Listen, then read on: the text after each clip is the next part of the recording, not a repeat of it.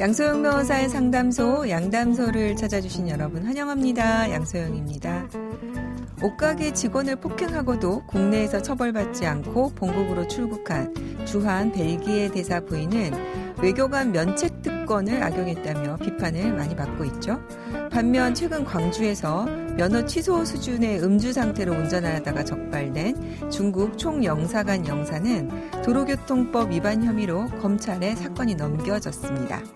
대사 부인은 인정받은 면책 특권, 왜 영사에게 인정되지 않는 걸까요? 법무법인 승인 양소영 변호사입니다. 네, 뉴스 보시면서 조금 헷갈리셨을 것 같아요. 저희도 사실은 이제 쉽게 알기는 좀 어려운 부분인데요. 한번 찾아봤습니다. 벨기에 대사 부인과 중국 영사관 직원은 면책특권 대상이긴 하지만 적용되는 협약이 다릅니다.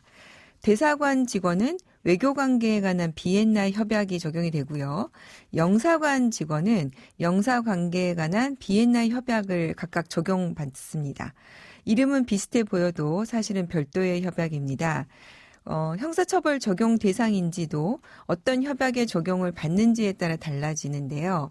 외교협약 적용 대상인 대사관 직원과 그 가족은 공무 수행이든 사적 활동이든 주재국에서 형사처벌을 모두 면제받습니다. 하지만 영사협약 적용 대상인 영사관 직원과 가족은 처벌 면제 범위가 직무 수행 중에 한 행위, 즉 공무에만 한정이 됩니다. 대사가 더 높아서 그런가 보죠. 네. 중국 영사가 경찰 조사에서 한국에 거주하는 중국인을 만나는 공식 업무 수행 중이었다라고 하면서 처벌 면제를 받기 위해서 주장을 했지만 경찰은 우리 외교부에 영사 협약에 대한 유권 해석을 요청했고 외교부는 음주운전은 직무 수행 행위로 볼 수 없다 이렇게 판단을 했습니다. 그러니 검찰에서 기소를 하면 중국 영사는 우리나라 법정에서 재판을 받아야 되는 거겠죠. 네. 양담소에서 함께 나눠볼 법률 궁금증이 있으시다면 YTN 라디오 양소영 변호사의 상담소 홈페이지에 남겨주시면 됩니다. 화나고 답답하고 억울한 당신의 법률 고민 함께 풀어볼게요. 오늘은 김선영 변호사님과 함께 하겠습니다. 변호사 안녕하세요. 네, 안녕하세요. 네, 준비된 사연 만나보고 자세한 얘기 나눠보겠습니다. 얼마 전 딸이 결혼한 지 5년 만에 손주를 낳았습니다. 늦은 나이에 결혼해 아이를 기다리던 터라 모두 기뻐했지만 기쁨도 잠시였습니다. 병원에선 산모가 노산이고 아이 머리가 아래쪽으로 있는 여가라는 이유로 제왕절개를 권했죠. 그런데 시아버지가 자연분만을 해야 모성애도 생기고 아이 머리도 좋다고 하셨고 사위도 부모님 뜻대로 하자며 고집을 피웠습니다. 아이를 낳을 때 사위는 출장을 간 상태라 시부모님과 제가 딸아이 병원을 따라갔는데요. 딸은 시댁의 반대로 어쩔 수 없이 처음에는 자연분만을 시도했는데 의사가 산모와 아이가 위험해서 제왕절개 수술을 해야 한다고 했습니다. 그런데도 시어른들은 뭐 이 정도 진통으로 그러냐, 자연분만을 했으면 좋겠다고 우겼죠. 결국 의사가 더 지체할 수 없다고 한 후 제왕절개를 하고 다행히 아이도 건강하게 태어났습니다. 그런데 뒤늦게 온 사위가 왜 보호자 동의 없이 마음대로 제왕절개를 했느냐며 정말 필요한 상황이었냐 이렇게 의사에게 항의를 했습니다. 평소에도 사위가 딸을 귀하게 여기지 않는 것 같아 속상했는데 몸도 회복 안 된 딸에게 제왕절개를 했다고 탓하는 것을 차마 지켜보기 힘들었습니다. 시어머니도 딸아이를 볼 때마다 그걸 못 참고 수술을 했느냐, 나중에 아이 머리가 나쁘면 다 네 탓이다 라며 타박을 했습니다. 딸은 아이가 태어난 기쁨을 제대로 누리기는커녕 힘들어하면서 이혼을 고민하고 있습니다. 사위 말처럼 보호자 동의 없이 제왕절개 수술을 할 수 없었던 것인가요? 딸아이가 위험한데도 제왕절개를 말리고 구박을 한 시부모님을 상대로 위자료 청구를 할 수는 없을까요? 네, 얼마 전에 드라마의 한 장면이 생각이 나네요. 그 드라마에서도 이런 내용이 있었어요. 그래서 시부모님하고 그때는 이제 남편이 있었는데 시어머니하고 제왕절개를 반대하는데 정말 위험한 상황이라서 의사의 권유로 제왕절개를 했는데 지금 이런 다툼이 있군요. 네. 사실은 저희도 이제 뭐 아이를 제가 낳아봐서 알지만 이 상황에서 정말 죽을 똥 살 똥 하거든요. 그렇죠.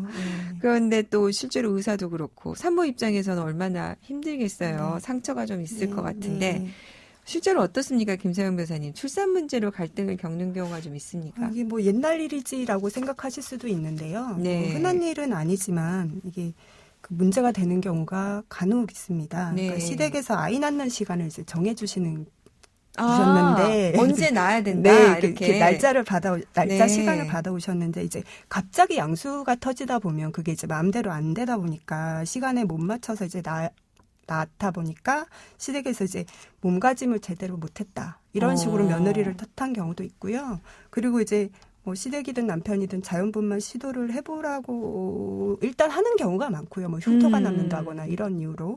그리고 심지어는 이제 아내가 수술실에 들어가서 제왕절개를 하려고 마취를 한 상태에서도 이제 문제를 삼는 경우가 있기도 했었습니다. 그래서 지금 빈 변호사님 말씀은 듣는 청취자분들이 막 분노하실 것 같은데요. 네. 네.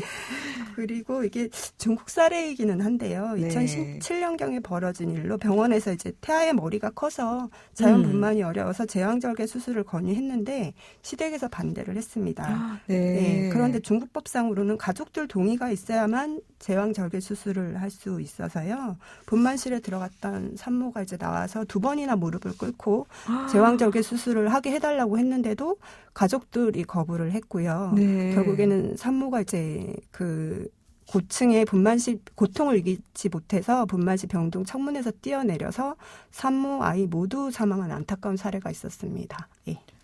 아유, 정말 얼마나 고통스러웠으면 사실은 이제 또 아이가 이제 이렇게 되면 위험할 수가 그렇죠. 있으니까요. 네, 오히려 네, 뭐 네. 지금 사연에서는 머리 좋은 아이 낳으려다가 사실은 뭐 위험하면 아이가 그렇죠. 뭐 문제가 네, 생길 수도 네, 있는 네, 건데요.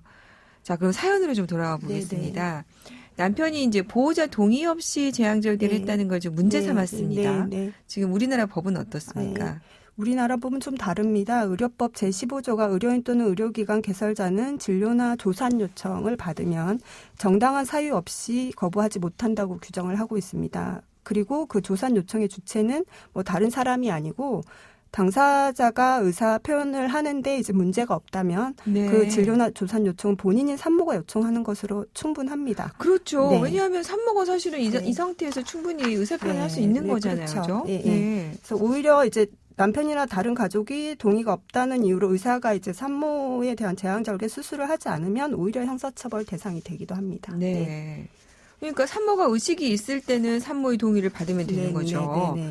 그러면은 이제 그렇지 않은 경우에 보호자 동의 없이 수술하는 것은 좀 문제가 있겠죠. 예, 여기 응급의료에 대해서도 이제 응급의료에 관한 법률이 규정이 되어 있는데요. 모든 네. 경우에 동의를 받아야 되는 건 아니고요. 아, 그렇군요. 네. 그러니까 응급의료 시 환자 본인 또는 그 법정 대리인에게 그 의료에 관한 설명하고 동의를 받는 것이 원칙이긴 한데 그 의사결정 능력이 없는 응급 환자의 법정 대리인으로부터 동의를 얻지는 못했지만 환자에게 응급 의료가 필요하다고 판단한 때에는 의료인 1명 이상의 그러니까 1명 이상의 동의를 얻어서 응급 의료를 할 수 있다고 규정하고 있습니다. 즉 환자 생명을 위해서 불가피하다면 네. 그러니까 보호자의 동의가 없더라도 그 의료 행위 자체가 법률적으로 문제가 되지 않습니다. 네. 그러면 이제 사연으로 돌아와 보면은 이제 당시에 네. 일단은 산모 동의가 뭐 있는지가 좀 불분명합니다만은 그렇긴 합니다. 예. 네. 어쨌든 응급 의료가 필요하다고 이런 부분이 입증이 되면 또 이 역시도 문제는 없는 거군요. 그렇죠. 네. 어쨌든 이 사연의 경우에 지금 아내가 이혼을 생각하고 있어요. 예. 자, 이런 부분이 이혼 사유가 되는지 그리고 또 시부모를 상대로 해서 이혼 위자료 청구가 네. 되는지 이 부분은 어떻습니까? 예. 뭐 가능하다고 일단 말씀을 드릴 수가 있고요. 그러니까 우리 민법 제840조 3호가 이제 배우자는 물론이고 배우자의 직계 존속, 즉 배우자의 부모로부터 심한 부당한 대우를 받았을 때도 재판상 이혼 사유로 규정하고 있고 그 외에도 이제 부당한 대우까지 아니더라도 기타 혼인을 계속하기 어려운 중대한 사유가 있을 때를 재판상 이혼 사유로 규정하고 있습니다. 그래서 네. 이 경우에 그 남편이나 남편의 부모가 제왕절개 수술을 문제 삼는 것은 물론이고 이후에도 이제 지속적으로 소위 타박을 해온 것으로 보이기 때문에 부당한 대우나 기타 혼인을 계속하기 어려운 중대한 사유가 있는 때를 원인으로 해서 이혼 청구를 할 수 있어 보입니다. 그리고 네. 이제 다만 이제 위자료 청구가 문제가 되는데요. 그러니까 그 조부모한테 구할 수 있느냐, 시부모한테 구할 수 있느냐. 그러니까 이혼 소송의 경우에는 혼인 관계의 당사자인 남편과 아내가 소송 당사자가 되는 것이 원칙이고 통상적으로는 그러니까 시부모의 부당한 대우를 방치하고 동조한 남편을 아내로 위자료를 구하는 것이 일반적이긴 한데요. 네. 그러나 그 정도가 심각한 경우에 그 시부모가 혼인 파탄의 결정적인 원인을 제공했다고 보면 이제 시부모를 상대로 위자료를 청구할 수도 있고요. 간혹이지만 실제로 시부모님을 상대로 위자료를 구하는 경우도 있습니다. 네. 네. 그럼 어떻습니까? 이 사연 같은 경우에 사실은 이때 이제 남편이 와가지고 여기에 대해서 좀 중재를 하고 네. 시부모님이 좀 과했다고 네. 하고 네. 아내한테 사과를 했다면 네. 이렇게까지 이혼을 생각을 안 할 텐데 그렇죠. 오히려 이제 남편이 와가지고 더 네. 똑같이 네. 하고 또 시부모님이 뭐 몸가짐을 잘못했다고 타박을 하고 하니까 네. 사실 이제 이런 남편을 믿고 살 수 있는지 그렇죠. 또 아이를 잘 네. 키울 수 있는지 네. 고민이 되시니까 이혼까지 생각을 하고 있는 것 같습니다. 네. 그러면은 이제 이 사건은 또 시부모님이 어쨌든 원인 제공을 좀 했다고 보이기는 하네요. 그렇죠. 네. 네. 그 액수가 얼마일지는 모르겠지만 네. 그러니까 위자료 청구도 좀 가능해 보이는 네. 사안이다. 이렇게 네. 정리하면 될까요? 네, 그렇습니다. 예. 자, 오늘 김서영 변호사님과 함께했습니다. 변호사님 도움 말씀 감사합니다. 양소영 변호사의 상담소 양담소는 내일 또 문을 엽니다. 끝곡 조규찬 박선주의 소중한 너 들려드릴게요. 양소영이었습니다.